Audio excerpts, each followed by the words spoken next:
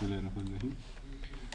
که چیرته زه یو راپور ولرم، مثلا راپور وي، کتابي، چپټري، هر شی چې موږ جوړو،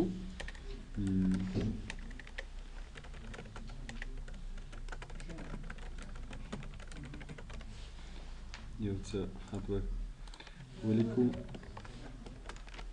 کاپي پیسټ به یې کړو، یو صفحه ولم، یو 3-4 صفحې به راولو، کنټرول انټر به ووهو چې یو څو صفحې راشي. اوس زه غواړم چې د دو راپور چې ما جوړ کړی ده د دې په سر کې یا مثلا عنوان ولیکم یا بعضې لوګو شیان ور واچوم تر څو د ټولو صفحو په سر کې راشي. نو موږ تاسې له هیډر فوټر نه استفاده کوو. هیډر فوټر له انسرټ منیو نه هم راوستی شوی چې هیډر کلیک کوو یا فوټر کلیک کوو، وینې دلته اقسام چې کوم یې غواړو چې خط دې طرف کې ولیکل شي، دې ځایو کې ولیکل شي، دا وینې ټول ډیزاینونه او کله دونه استفاده کول. او راسن که ډبل کلیک وکړو هم به کولی شو چې هیډر فوټر راشي. بیا هم په هیډر فوټر کې هیډر فوټر پیج نمبر دا اپشن نو ویلی چې که چیرته غواړو نمبر ورکو، که چیرته په هیډر کې غواړو ټاپ اپ پیج کلیک کوو، که فوټر کې غواړو بیا باټم اپ پیج کلیک کوو، که پیج مارجن کلیک کوو د صفحې په مارجنز کې به راځي. مثلا که دا کلیک کوم نو دې مارجنز دې ځای کې به راشي. نو دا پرونه یې درس نن ورځ نوي درس ته کله چې زه په هیډر فوټر کې مثلا یا مې عنوان لیکلی وي یا لوګو وي هر څه وي، که زه غواړم چې ډیټا ان ټایم هم ورسره اضافه کړم نو بیا موږ تاسې له ډیټا ان ټایم نه استفاده کوو. مثلا یا په هیډر کې یا فوټر کې زما د تاریخ ولیکل شي، دلته مې کرسر کېښو، له ډیټا ان ټایم کلیک کوئ، دلته مختلف فارمټس راځي، له هر یو نه چې ته غواړې استفاده وکړې همغه یو کلیک وکړئ. مثلا اوس دې کې ګوره د اولې میاشتې 13 تاریخ 2018. که صرف دغسې تاریخ غواړئ چې داسې ساده لیکلی وي دا کلیک کوه. مثلا که زه داسې غواړم چې د ورځې نوم لیکلی وي، د میاشتې نوم لیکلی وي، دا کلیک کوه. دا ټول فارمټس دي، هر یو چې کلیک یې اوکې کې چې هر چېرته کرسر وي همالته به تاریخ لیکل او نورو څپو کې به بیا تکرارېږي ځکه چې په فوټر کې ده. بل ډاکومنټ انفو، که غواړئ چې ډاکومنټ معلومات ور واچوئ، ډاکومنټ انفو موږ تاسې په فایل منیو کې دلته انفو ویلې وه چې کله موږ تاسې یو کتاب یا چپټر لیکلی وي دغه ځای کې موږ معلومات لیکو. مثلا اتور یې څوک ده، چا چې دا کتاب لیکلی وي د هغه نوم، سایز یې څومره ده او څو صفحې دي، دغه ټول معلومات موږ تاسې دلته لیکل چې شوال کلیک وګورو دا معلومات هم دلته لیکل. دغه معلومات که چیرته ته غواړې چې په هیډر فوټر کې ترې استفاده وکړې، که چیرې موږ تاسې لیکلی وي په هغه صورت کې بیا ډاکومنټ انفو کلیک کوو. مثلا اتور، د دې کتاب اتور څوک ده، که چیرې موږ تاسې هلته نوم لیکلی وي نو دلته بیا لیکل ضرورت نشته، فقط دا کلیک کوو دلته خپله راځي. او که نه وي لیکلی نو بیا مجبور یې خپله به بیا دلته لیکو چې مثلا زه چې فاروق، خو که هلته هم لیکلی وي هلته به ښه وي. نو دا ډاکومنټ انفو شو. که کله غواړئ چې ډاکومنټ انفو ور واچئ، اتور، د فایل نیم، دا فایل د په کوم نوم سیف کړی، تر اوسه سیو هم نه ده، که چیرته فایل نوم کلیک کړو نو دغه ډاکومنټ 1 چې دا کوم نوم یې ده دا به راشي. هر چیرته چې مې کرسر یې کوي، مثلا دلته مې کرسر یې کوي نو که چیرته ډاکومنټ فایل نیم کلیک کوم دا به راشي. فایل پات، فایل دې چیرته سیو کړی، که غواړئ چې د مکمل لوکیشن راشي نو بیا فایل پات کلیک کوئ. تر اوسه هم سیو کړی نه ده نو ځکه د فایل نوم لیکل کېږي. که چیرې هم فایل سیو کړو نو چې هر چیرته سیو وي هغه معلومات به دلته راځي. ډاکومنټ ټایټل، عنوان یې څه شی ده، که غواړئ چې هغه راشي. دلته د بعضې نورې پراپرټیز دي، که غواړئ چې له دونه راولئ کوم چې موږ دلته لیکلي وي، دلته هر یو چې غواړئ چې هر چیرته د کرسر یې کوي له دونه یې کلیک کوئ هماغه شی به راځي. بل د کویک پارټس، کویک پارټس موږ تاسې په انسرټ منیو کې دغه ځای کې کویک پارټس لرو چې کله هم دلته وویلې دلته به خپله پرې پوه شئ چې بعضې شیان که غواړئ چې ور اضافه یې کوئ نو له کویک پارټس نه یې هم کولی شئ چې دلته موږ تاسې کویک پارټس کې اټو ټیکس، ډاکومنټ پراپرټیز. ډاکومنټ پراپرټیز دا اوس چې مو ویلې هماغه دي، که له هغو نه اضافه کوئ، که چیرې هم لیکلي له دې ځای نه اضافه کولی شئ. فقط دې کې اټو ټیکسټ فیلډ او بلډینګ بلاکس ارګنایزرز دي چې له هیډر فوټر نه وروسته په دې ځای کې وایو، که غواړئ دلته ور اضافه کړئ نو بیا هیډر فوټر ته هم ور اضافه کولی شئ. بل د پکچر، که غواړئ چې عکس ور اضافه کړئ، عکس نه زیاتر موږ هیډر کې لوګو د یو ادارې مثلا یو راپور دی جوړ کړی، غواړم دلته یو لوګو ور اضافه کړم. لوګو زیاتر عکس فارمټ کې وي نو بیا پکچر کلیک کوئ. اوس فعلا به زه دغو عکسونه یو واخلم، ګوره کلیک یې کړه عکس به راشي، لږ به یې بوډ کړم. دا داسې فکر وکړه چې لوګو ده، نو ګوره د صفحې په ټولو سر کې به موجوده وي. نو که کله غواړئ چې عکس ور واچئ نو بیا به پکچر نه استفاده کوئ. بل آنلاین پکچر، که چیرته غواړئ چې له انټرنیټ نه کوم عکس واخلئ، دا په هغه صورت کې چې په کمپیوټر کې انټرنیټ وصل وي نو بیا به آنلاین کلیک کوئ. اوس چون آنلاین نشته چې کله زه دا کلیک کوم نو ماته به مسج راکوي چې یو نیډ انټرنیټ کنیکشن ټو انسرټ آنلاین پکچر. د دې لپاره چې ته له انټرنیټ نه عکس واخلئ څه شی باید ولرئ؟ انټرنیټ کنیکشن باید ولرئ. نو که چیرته دې په کمپیوټر کې انټرنیټ وي نو بیا ته کولی شې ټرای اګین کلیک کړې چې یعنې انټرنیټ خو شته ته پسې وګوره که نه، نو ټرای اګین. او که نه وي ورک آفلاین مطلب چې له کمپیوټر نه یې راته واخله نو بېرته به وینې براوز راځي چې هر عکس کلیک کړم هماغه عکس به راځي. نو کوم کله له انټرنیټ نه عکس اخیسته آنلاین پکچر. بل د ګو ټو هیډر اینډ ګو ټو فوټر. ګو ټو مطلب چې لاړ شه. اوس موږ تاسې کرسر په هیډر کې ده نو ځکه دا آپشن کار نه کوي چې تیار په هیډر کې یو. نو که غواړئ چې له هیډر نه فوټر ته لاړ شئ نو بیا به ګو ټو فوټر کلیک کوئ. کرسر به راسن فوټر ته راځي. اوس ګوره فوټر کار نه کوي، هیډر کار کوي ځکه چې اوس په فوټر کې هم کرسر ده. نو که چېرې ګو ټو هیډر کلیک کړئ کرسر به هیډر ته راځي. دا د هیډر او فوټر لپاره دي. کله غواړئ چې کرسر هیډر ته لاړ شي هم تللی شي او راسن له دې ځای نه موږ تاسې سکرول کولی هم شو، خو دغه یې اسانه لار ده چې کلیک کړو. بل موږ تاسو سره پریویس، نیکسټ او لینک ټو پریویس دي. دا درې دې ته سیکشن ویل کېږي. سیکشن موږ تاسې په لیاوټ منیو کې وایو. کله چې لیاوټ منیو کې ویلې دته بیا راځو چې دا سیکشن هم وایو. بل موږ تاسو سره ډیفرنٹ فرست پیج. که چېرته ته غواړې چې د اولې صفحې هیډر له دا نورو صفحو سره مختلف وي، مثلا زه په دغه ځای کې چې کوم هیډر غواړم دا په ټولو صفحو کې نه غواړم. اوس ګوره ما دا ډیلیټ کو نو ټولو صفحو کې ډیلیټ شو. بیرته بیان وکړم زه غواړم چې دغه هیډر په ټولو صفحو کې وي خو د اولې صفحې دې مختلف وي. نو په هغه صورت کې به موږ دا یو کلیک کوو. ګوره چې دا څنګه کلیک کو اوس دلته موږ سره دلته لیبل کې څه شی لیکل شوي دی؟ هیډر لیکل شوی. که چېرته زه دا ټیک مارک کړم نو دلته به بیا فرست پیج هیډر ولیکل شي او لاندې صفحې باندې به بیا هیډر لیکلی وي. دې ته همیشه متوجه اوسئ. موږ تاسې چې په هیډر کې کوم شی ولیکو هغه به په هره صفحه راځي. نو اوس ګوره دا هیډر ده او دا شی پکې لیکلی نو دا به په هره صفحه وي. او دا بل سره اوس صرف څه شی لیکل شوی؟ فرست پیج هیډر. دا صرف د اولې صفحې لپاره ده. او که لاندې راشو فوټر سره به بیا فرست پیج فوټر لیکلی وي. دا صرف د اول پیج لپاره ده. مثلا که غواړئ چې د اول پیج دې مختلف وي نو دلته که زه هر شی ولیکم، مثلا ما د کتاب نوم لیکلی ده چې مایکروسافټ ورډ نوټ ده یا سافټ ورډ 2016 په فوټر کې چې ما شی ولیکم نو دا به صرف د اولې صفحې لپاره وي. دویمه صفحه کې چې دا هیډر کې موږ کوم شی ورکړي وو دا به بیا په ټولو کې موجود وي. نو که کله مو غوښتل چې اوله صفحه مختلفه شي نو بیا به ډیفرنٹ فرست پیج ټیک مارک کوئ. که بیرته ایسته کو بیرته ختمیږي. بل د ډیفرنٹ اوډ اینډ ایون پیجز. اوډ او ایون پیجز موږ تاسې پرنټ کې ویلي وو چې تا خو جفت ته وایي. نو که چېرې ډیفرنٹ اوډ اینډ ایون کلیک کړم بیا تا خو جفت راته مختلفیږي. اوس ګوره دلته موږ سره اوډ پیج هیډر ولیکل شو. اوډ معنا تاق.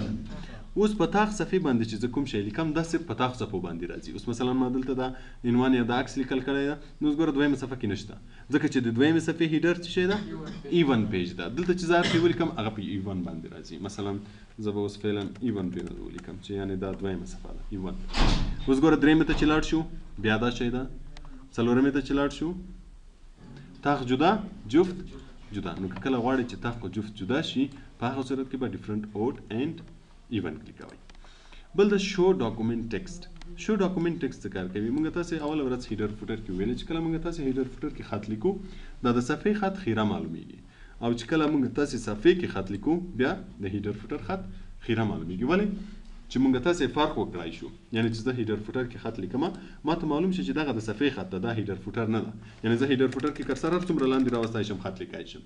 نو که چېرته ټول یو رنګ کې وي بیا به سړی لږ کنفیوزه وي چې آیا دا د صفحې خط ده که د هیډر فوټر خط ده.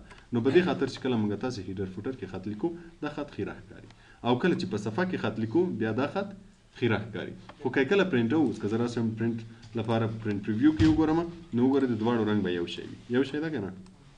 وینئ صرف د دې په خاطر چې موږ تاسو ته دلته فرق وشي دا خیره ښکاري. خو که کله ته وایې چې زه په هیډر فوټر کې خط لیکم دا شی دې ښکاره نه شي نو بیا دا ټیک مارک ایسته کوئ. دلته لږ مشکل هم لږ څه لري چې یو نوی صفحه واخلو. دا صفحه لږ مشکل لري. دلته به لږ ډیټیل ولیکو. دا اوس ګوره هیډر فوټر ده. نو که چېرې دا ټیک مارک ایسته کوو د صفحې خط به بیا نه ښکاري او که یې کلیک کوو بیا ښکاري. دا صرف د دې لپاره چې مثلا زه هیډر فوټر کې خط لیکم ما ته د صفحې خط ښکاره کېږي نه نو دا ایسته کړه. خو چې هیډر فوټر کلوز کې بیرته دواړه ښکاري. صرف د دې په خاطر چې کله زه دلته خط لیکم دا دې نه ښکاره کېږي نو دا ټیک مارک ایسته کولی شي او که یې کلیک یې بیرته به ښکاري.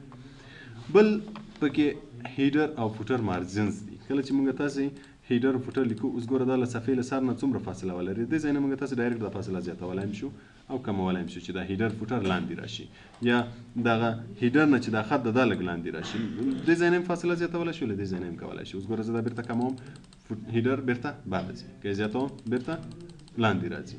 دغسې فوټر هم کولی شو. اوس مثلا دا فوټر ده خط یې ګوره دومره جګ ده د صفحې له کونج نه لاندې ځای نه که چېرته زه دا زیاتوم نو خط به جګ راځي او که یې کموم بیا دا راسن له دغه ځایونه هم کولی شو. کولی شي چې له دې ځای نه ګوره جګ کړي. وینې دا هغه به بیا خپله زیاتېږي دا عدد. اوس به وګورئ دا عدد به ګوره خپله زیات شوی وي. 1.40 که چیرته دا کم کمه نو هغه به بیا خپله کم شي. اوس که زه بیرته راشم هیډر ته ګوره خپله به کم شوی وي. له دې ځای نه هم هیډر فوټر کولی شو چې چینج کړو. ګوره که غواړې چې دا فاصله زیاته کړې که غواړې کمه کړې نو له دې ځای نه هم کولی شو چې هیډر فوټر فاصله وتعیینه کړو او له هغه ځای نه هم کولی شو. مونږ تاسې د صفحې مارجنز هم راسن له دې ځای نه کولی شو. اوس ګوره دلته مې کرسر ایښی ده دغه علامه د مارجنز ده. له دې ځای نه د دې ځای له دې ځای نه ته دې ځای مارجنز له دې ځای نه ته دې ځای مارجنز دا مارجنز او لاندې دا مارجن. نو اوس ګوره مونږ تاسې مارجنز راسن له دې ځای نه هم زیات کم کولی شو چې زه مارجن زیات کم مارجن کم خو په هغه صورت کې چې خطکش ښکاروي. که چېرې خطکش نه ښکارېده بیا دا کار نه کېږي. خطکش به مونږ تاسې له کوم ځای نه ښکار کوو ویو منیو کې چې بیا وروسته ورسېږو خو فعلا د ضرورت په اساس باندې ځکه درته ښیم چې باید رولر درته معلوم وي. نو که چېرته غواړې چې هیډر فوټر مارجنز انتخاب کړې له دې ځای نه انتخابولی شي. او بل د پکې کلوز کله چې د کار وکړو کلوز یې کړه هیډر فوټر کلوزېږي. یا راسن له هیډر فوټر نه بیرون ډبل کلیک وکړه هم هیډر فوټر کلوزېږي. په هیډر فوټر ډبل کلیک وکړه بیرته هیډر فوټر ته ځي. دې شي ته هیډر ان فوټر وایي. دا شو په انزرټ منیو کې هیډر فوټر او پیج نمبر چې موږ تاسې هیډر فوټر کې وایي. بعد له هیډر فوټر نه وروسته موږ تاسې ټکسټ باکس لرو. موږ تاسې اول منیو ویلې چې د منیو نوم انسرټ ده. انسرټ مطلب ور اچول. نو که غواړې چې یو ټکسټ باکس ور واچوې د خط لپاره یو باکس ور واچوې نو بیا به له دې نه استفاده کوې. ټکسټ باکس موږ زیاتره هغه وخت استفاده کوو چې بعضو ځایو کې ته غواړې چې خط ولیکې او خط نشي لیکلی. مثلا زه غواړم چې دغه کونج کې یو وړکی نوټ ولیکم نو دغه کونج ته به زه کرسر څنګه راولم.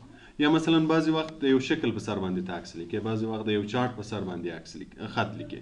نو داسې صورتو کې چې هلته خط لیکل لږ جنجالي وي نو موږ تاسې له ټکسټ باکس نه استفاده کولی شو. دلته موږ تاسې تیار جوړ شوي ټکسټ باکسونه هم لرو. که غواړې چې له دونه استفاده وکړې هم یې کولی شې خو که یې خپله رسموې بیا ډرا ټکسټ باکس کلیک یې کړه. ګوره هغه د پوینټر چې ده د جمع علامې ته چینجېږي چې اوس غواړې رسم یې کړې. مثلا زه اوس دغه کونج کې یو ټکسټ باکس جوړوم جوړ یې کړه د خط پکې ولیکه چې هر شی پرې کړي مثلا دا مې ولیکو. بیا موږ تاسې فارمټ ویلی و د شکلو لپاره د ټکسټ باکس هم هماغه فارمټ دی. مثلا که غواړې چې منځ ته یې رنګ ورکړې منځ ته یې رنګ ورکولی شي. که غواړې چې آوټلاین ته یې رنګ ورکړې آوټلاین ته. او که غواړې چې آوټلاین بیخي ختم شي نو بیا نو آوټلاین تر څو هېڅ ښکاره نه شي خو چې کله یې کلیک کوو باکس به موجود وي. او کولی شو چې په اساني سره یې له یو ځای نه بل ځای ته چې هر چېرته وغواړو هلته انتقال کړی شو. ګوره نو که کله غواړئ چې یو ټکسټ باکس ولرئ تر څو خط په اسانۍ سره پکښې ولیکلی شئ په هغه صورت کې د ټکسټ باکس نه استفاده کوئ. بل د کویک پارټس لکه مخکې چې ما درته وویلې چې موږ تاسې کویک پارټس لرو. کویک پارټس څه مطلب؟ کویک معنا تیز. بعضې وختونه چې زه بعضې جملې لیکم زما مثلا زه چې یو راپور لیکم د ادارې په هکله یا کلنی راپور دغه نوم زما ډېر په کارېږي. مثلا بریا انسټیټیوټ اف انفارمیشن ټیکنالوجي دا زما زیات په کارېږي. نو که هر وار زه لیکم ما ته به جنجالي وي چې هر وار زه لیکم. هر ځای کې چې مې په کارېږي لیکم هر ځای چې مې په کارېږي لیکم. مثلا نن مې په کارېږي سبا مې په کارېږي هره ورځ مې په کارېږي نو چې لیکم ما ته به جنجالي وي. نو د دې لپاره زه څه کوم دا شی انتخابوم او دلته کویک پارټس کې اډ کوم. کویک پارټس کې موږ تاسو سره سیف سلیکشن ټو کویک پارټ ګیلري سلیکټ به کوي او دا شی به کلیک کوي.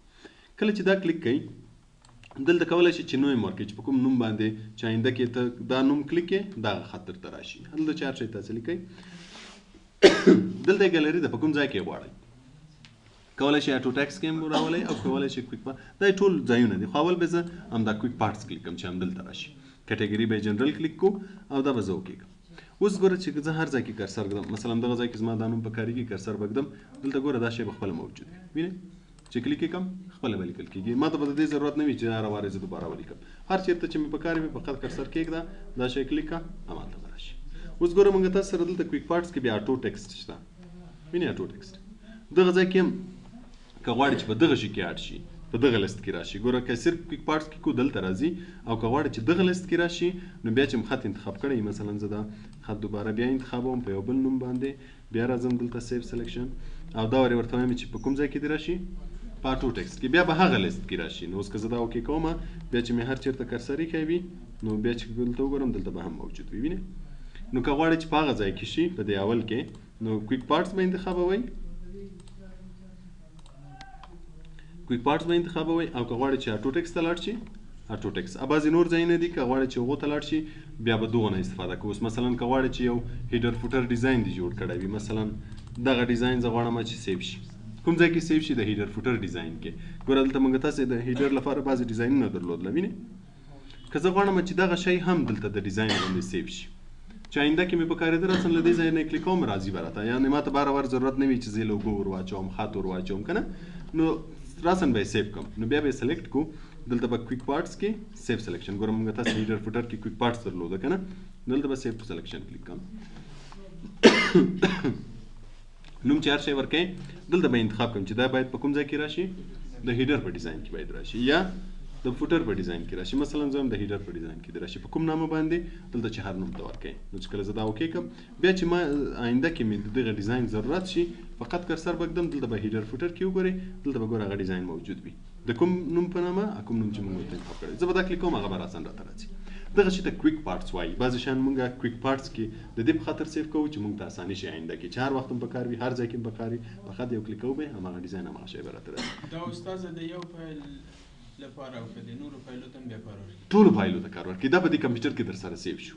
دې کمپیوټر کې چې ته هر وخت راپور هر شی چې جوړی چې هر وخت د په کار په خط کلیک کې کام دا شی به راځي. په همدې خاطر دې ته کویک پارټس وایي چې بعضې شیان موږ کویک پارټس کې سیف کوو چې آینده کې هم پکارېدو نو هماغه وخت که چېرته آیندې د کار ور نه کړي صرف مې د یو دقیقې لپاره پکار وي خو زه یو دقیقه کې به یې زه جوړ کړم نو ولې له هغه ځای نه زه یو وارې جوړوم بیا یې سیف کوم که نه.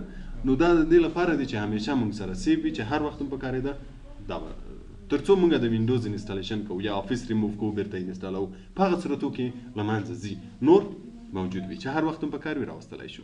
نو که غواړئ چې کوم شی په کویک پارټس کې اډ کړئ فقط سلیکټ یې کړئ دلته راشئ سیو سلیکشن ټو کویک پارټس. دا ګوره هیډر فوټر کې ده او خپله انسرټ منیو کې هم وینئ شته. که غواړئ چې یو شی سلیکټ کړئ انسرټ منیو کې کویک پارټس ته به راځئ سیو سلیکشن ټو کویک پارټس. بیا به له دې ځای نه ګیلري انتخابوئ چې باید چیرته راشي. لکه مخکې چې موږ تاسې هیډر انتخاب کړو نو د هیډر په ډیزاین کې راغی. که فوټر کلیک کړو د فوټر په ډیزاین کې راځي. که اټو ټیکس کلیک کړو اټو ټیکس کې راځي. دغه بعضې نور ځایونه دي که غواړئ چې هغو ځای کې راشي شاید مخته یې وروسته ووایو هم کېدی. مثلا که غواړئ چې پیج نمبر کې سیو شي اوس مثلا دلته یو نمبر جوړ کړی وي یو ډیزاین دې جوړ کړی غواړئ پیج نمبرو کې سیو شي بیا به دا یو نه استفاده کوئ. ټیبلو کې سیو شي د ټیبلو ډیزاین نه موږ تاسې وویلې که نه. نو که یو ټیبل د ډیزاین جوړ کړی غواړئ چې سیو یې کېده نو چې هر وخت پکارېده له دې ځای نه به یې راولئ. دغه شي ته کویک پارټس وایي. کویک پارټس پوه شوې په دې باندې سوال شته؟ له هغه نه وروسته موږ تاسې ورډ آرټ لرو. ورډ آرټ چې ده د خط د ډیزاین لپاره ده. که غواړئ چې یو خط ښایسته ډیزاین کې ولیکئ نو بیا به ورډ آرټ کلیک کوئ. کلیک یې کړه ګوره دلته موږ تاسې مختلف ډیزاینونه لرو. مثلا زه دې ډیزاین کې غواړم کلیک یې کړه ګوره دلته به راشي یور ټکسټ هیر. هر ټکسټ چې لیکې په دې کې ولیکه نو دا خط به په هماغه ډیزاین کې راځي. ګوره دا هم بیا زه کولی شم په اساني سره د یو ځای نه بل ځای ته انتقال کړم هر چېرته چې غواړم همالته به یې راوستی شم. نو دې ته ورډ آرټ وایي. که کله غواړئ چې یو خط ښایسته ډیزاین کې ولیکئ نو بیا به ورډ آرټ استفاده کوئ. بعد له هغه ډراپ کیپ ده دا به پرېږدو سبا ته. په دغه پوه شوئ؟ سوال نه لرئ؟